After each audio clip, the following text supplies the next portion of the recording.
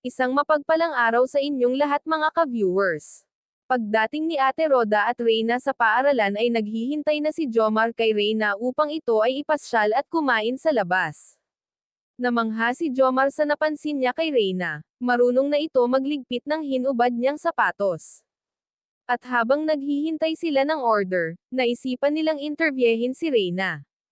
Sinabi ni Ate Roda na English daw ang itanong kay Reyna at sa paaralan daw English daw ang salita doon.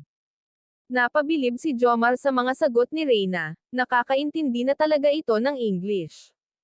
Tinanong nga nila kung ano ang paborito nitong subject, agad naman sinagot ni Reyna na science at math. Namangha sila sa mga sagot ni Reyna, talagang naiintindihan na nila ang sinasabi nito ngayon kaysa noon. Nagulat sila sa laki ng improvement ni Reyna. Pagkatapos nga nila kumain ay diretso na sila sa bagas-bas, tambay na sila sa tabi ng kalsada. Habang nagtatambay ay tinanong nila si Reyna na mag-aasawa na si Ate Roda. Umiiling itong si Reyna, hindi daw siya papayag na mag-asawa itong si Ate Roda.